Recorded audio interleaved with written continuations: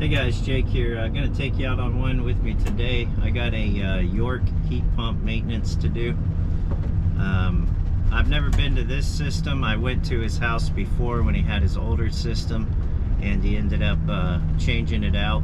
I did not install it, another company did, but he wanted me to come over and do a maintenance tune-up on the system and check to make sure it's doing good and clean the system. So I'll take you through my process. Hopefully I can record while I'm there.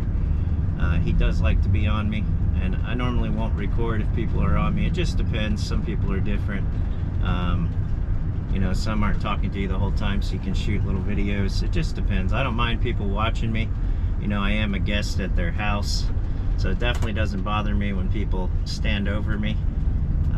You know, I just warn them if I'm putting gauges on something, you know, hey, kind of stand back a little bit so they don't get sprayed or anything if something goes wrong. But yeah, I'm gonna go over there and see what we can find.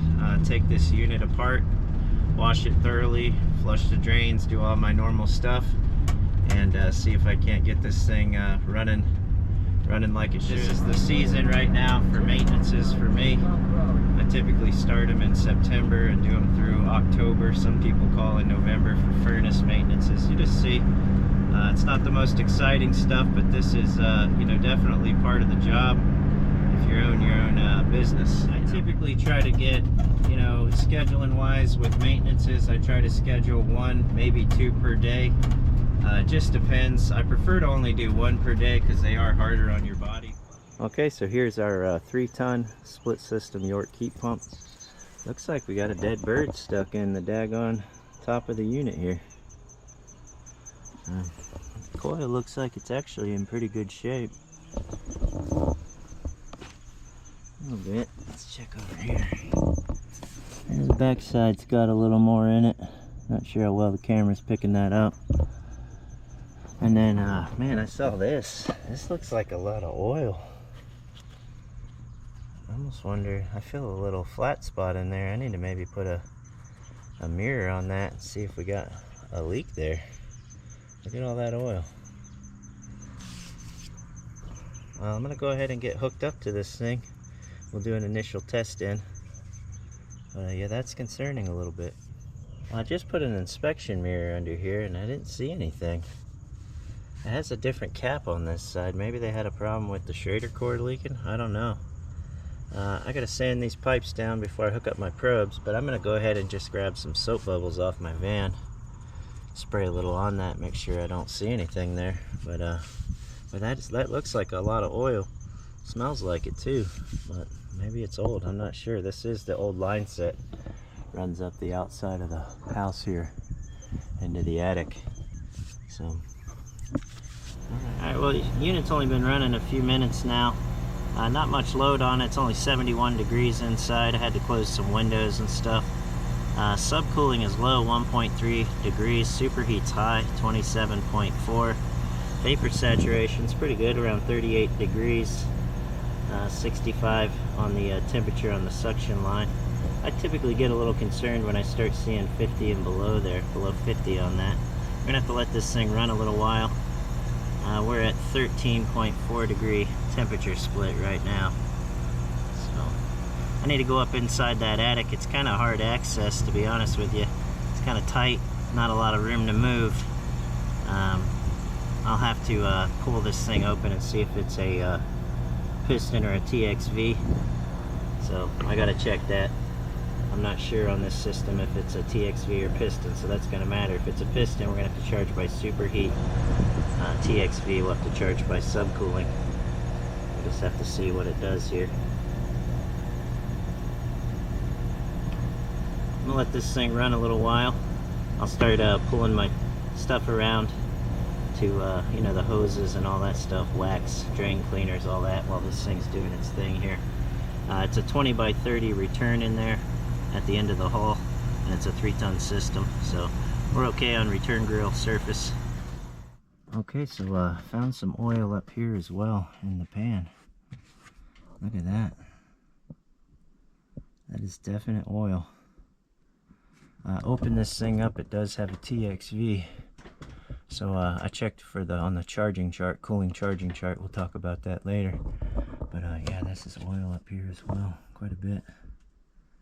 So I'm gonna have him contact the installer and have them come out and do a leak search on it. Alright, so I just pulled off in this little access area here. Let me show you what it is. This is what it is. It's just a little fishing river, trophy trout stream. I'm in between calls right now. I'll set this back down. Sorry, hope I'm not making everybody sick there. But I didn't realize I didn't get the test out pressures on video. The homeowner came home from taking his dog to the vet. His wife was there. She was working though at home. So he came over and was talking to me. I did get a photo of it though. And when I went up into the attic, I opened up that indoor coil, popped open the top, and it does have a TXV, so I had to charge by subcooling. And on those Yorks, they have a charging chart, and that thing was calling for 6 to 7 degrees of subcooling. And on my test out, after 45 minutes of runtime, I just let it run for a long time while I was talking to the customer and stuff. I got a photo here. The suction pressure was 115.6. The high side was 256.2. My vapor saturation was 38.4. Liquid saturation was 85 degrees. My superheat ended up being at 22.1, and my subcooling was only 1.2. And then on the indoor return, I was pulling 68.8 degrees on the return. The indoor wet bulb was 59.3 degrees, and the supply was 51.3. So I had a 17.5 degree temperature split. So based on those conditions, the outdoor dry bulb was 83 degrees, 83 and a half. I was not in the sun when I was testing it. I was over on the side of the unit for the dry bulb. And based on those conditions, the charging chart on that York called for 6 to 7 degrees of subcooling, and I only had 1.2 degrees of subcooling. So while I was there, I went ahead and soap bubbled that suction line outside. I put soap bubbles all over the braze joint. I felt a flat spot on the bottom. I used my inspection mirror, didn't see anything. I did all the service valves, the tops where the caps go, the actual brass fittings around it. The true suction line comes out on that unit and turns a corner next to the suction line, and it was touching there, so I thought maybe it had rubbed a hole in it or something. So I separated those, sprayed bubbles on that. I didn't get any bubbles. I even soap bubbled the liquid line filter dryer. I don't like those ball kind, but I guess that's what that supply house was supplying this guy with. I checked that. I even cut back the insulation of the old line set to see if maybe I had a hole in the line set or they had used some kind of fitting. It was a nice bend, and it was turning green there, from the copper being so old, but I didn't get any bubbles anywhere. I soap bubbled all of that out there, and couldn't find any bubbles, but it's definitely was low on charge. I just don't know where it's leaking from. And I also found it weird that there was all that oil in the pan up there by the suction line. At first I thought it was just water, because the suction line insulation came down and there was like this much, half an inch of suction line that wasn't covered. So I figured maybe I just had a dripping water or something, but I pulled that insulation down so it's flush with the door, and felt of it with my finger, that stuff in the pan, and sure enough, it was oil. It was not sweat from the suction line. So I'm not sure what's going on with that, but definitely got a leak. So after talking to the guy, the homeowner, he told me that the unit is less than a year old. I thought for some reason I was there a couple years ago, but it was last September, and he said that he had it changed on September 27th of last year, 2023. So it's less than a year old, and I actually know the guy that put it in. He owns a company here local as well, does a couple $1 million a year in business. So I know who he is, so I actually called him and let him know, hey, this is what's going on your unit. It's less than a year old. He wanted me to check the outdoor TXV to see if maybe it was bubbling off the part that, the cap, he said, on the bottom. He's found those having issues. But he said what he's going to do is come by and put dye in it tomorrow. So I didn't proceed with the maintenance on that. I told the guy, let's let him come out and inject some dye into it. He's going to do it at no charge to the customer, and put dye in it and let it run and see if he can find the leak source. I took photos for him as well. I took photos of my field piece probes that I had, I had read my photo off my phone here. So I texted him those photos so that he would have an idea of where to look, up in that indoor unit, find out why we got all that oil in the pan. And then also outside on that suction line, why do we have all that oil?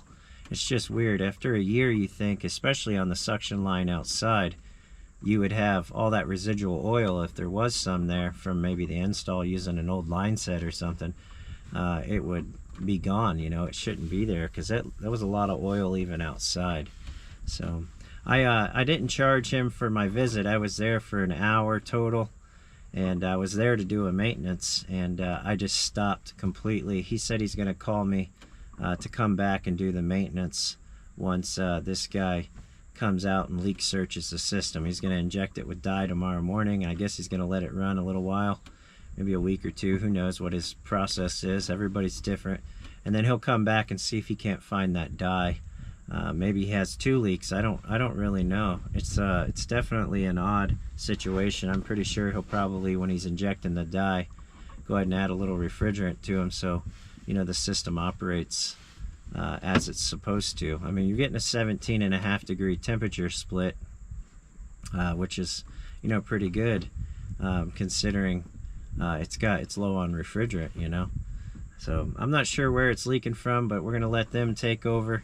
I didn't charge the guy for a visit. I didn't even charge him for my time, soap bubbles, nothing. It kind of stinks when you run into calls like that.